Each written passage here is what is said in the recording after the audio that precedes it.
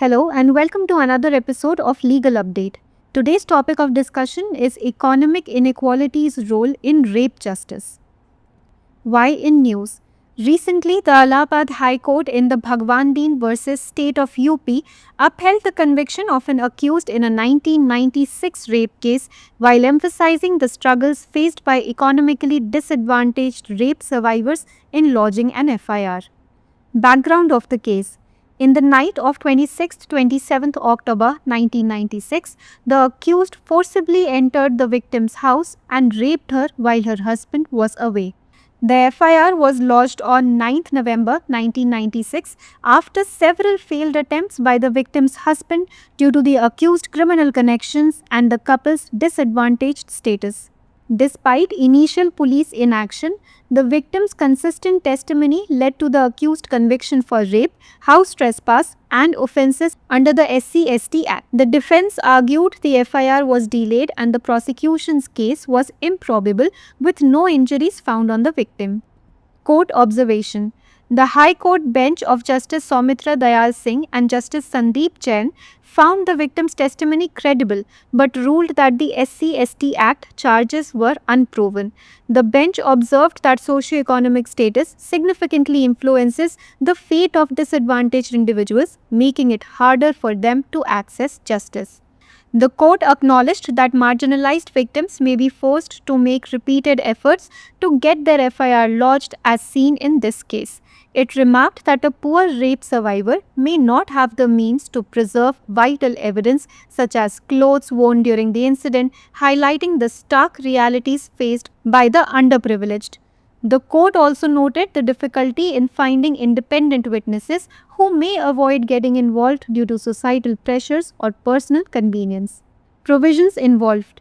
Section 376, Rape of the IPC, punishes the act of rape which includes physical penetration without consent. Section 3, Clause 1, Subclause 10 of the SC/ST Act addresses offences targeting the members of scheduled castes and tribes, though court found it unproven in this case. Section 498A of IPC addresses cruelty by a husband or his relatives towards a woman, providing a framework for cases involving abuse. Section 161 of the IPC provides for the procedure of recording statements, especially in cases involving sexual offences. Now, let us look at a practice question. How is the credibility of a rape victim's testimony assessed in court? A. Only physical evidence matters. B. The consistency of the testimony matters. C. The victim's past history matters. D. Witness testimonies are more important. Provide your answers in the comment section. बलात्कार न्याय में आर्थिक असमानता की भूमिका।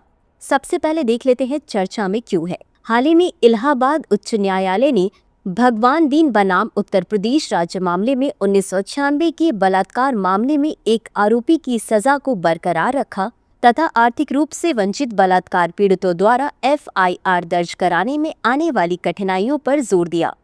मामले की पृष्ठभूमि 26 से 27 अक्टूबर 1996 की रात को आरोपी ने पीड़िता के घर में जबरन प्रवेश किया और उसके पति के घर न होने पर उसके साथ बलात्कार किया। आरोपी के आपराधिक संबंधों और दंपत्ति की वंचित स्थिति के कारण पीड़िता के पति द्वारा कई बार असफल प्रयास किए जाने के बाद 9 नवंबर 1996 को FIR दर्ज की गई। प्रारंभिक पुलिस निष्क्रियता के बावजूद पीड़िता की लगातार गवाही के कारण आरोपी को बलात्कार, घर में जबरन घुसने और SC या ST अधिनियम के तहत अपराध के लिए दोषी ठहराया गया। बचाव पक्ष ने तर्क दिया कि FIR में देरी की गई थी और अभियोजन पक्ष का मामला असंभव था क्योंकि पीड़िता पर कोई चोट का निशान नहीं पाया गया था।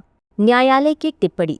न्यायमूर्ति सौमित्र दयाल सिंह और न्यायमूर्ति संदीप जैन की उच्च न्यायालय की पीठ ने पीड़िता की गवाही को विश्वसनीय पाया, लेकिन फैसला सुनाया कि SC या ST अधिनियम के आरोप अप्रमाणित थे। पीठ ने कहा कि सामाजिक आर्थिक स्थिति वंचित व्यक्तियों के भाग्य को काफी प्रभावित करती है, जिससे उनके लिए न्याय तक पहुंचना कठिन हो जाता है। न्यायालय ने माना कि हाशिए पर पड़े पीड़ितों को अपनी FIR दर्ज करवाने के लिए बार बार प्रयास करने पड़ सकते हैं, जैसा कि इस मामले में देखा गया। न्यायालय ने टिप्पणी की कि एक गरीब बलात्कार पीड़िता के पास घटना के दौरान पहने गए कपड़ों जैसे महत्वपूर्ण साक्ष्य को सुरक्षित रखने के साधन नहीं हो सकते हैं। जो वंचितों द्वारा सामना की जाने वाली कठोर वास्तविकताओं को उजागर करता है। अदालत ने स्वतंत्र गवाहों को ढूंढने में कठिनाई पर भी ध्यान दिया, जो सामाजिक दबाव या व्यक्तिगत सुविधा के कारण इसमें शामिल होने से बचते हैं। शामिल प्रावधान: भारतीय दंड संहिता की धारा 376 बलात्कार के कृत्य को दंडित करती है, जिसमें सहमति के बिना शारीरिक संबंध भी शामिल है। SC/ST अधिनियम की धारा 3(1)(10) अनुसूचित जाति और जनजाति के सदस्यों को लक्षित करने वाले अपराधों को संबोधित करती है। हालांकि अदालत ने इस मामले में इसे अप्रमाणित पाया। भारतीय दंड संहिता की धारा 498(a) यह पति या उसके रिश्तेदारों द्वारा महिला के प्रति की जाने वाली क्रूरता को संबोधित करती है तथा दुर्व्यवहार से जुड़े मामलों के लिए एक रूपरेखा प्रदान करती है। भारतीय दंड संहिता की धारा 161 विशेष रूप से यौन अपराधों से जुड़े मामलों में बयान दर्ज करने की प्रक्रिया का प्रावधान करती है। अब बारी है आज के अभ्यास प्रश्न की। अदालत में बलात्कार पीड़िता की गवाही की विश्वसनीयता का मूल्यांकन कैसे किया जाता है? A. केवल भौतिक साक्ष्य ही मायने रखते हैं। B. गवाही की एकरूपता मायने रखती है। C. पीड़ित का पिछला इतिहास मायने रखता है। D. गवाहों की गवाही अधिक महत्वपूर्ण है। इस प्रश्न का उत्तर कमेंट बॉक्स में जरूर दें। आज के लिए बस इतना ही। धन्यवाद।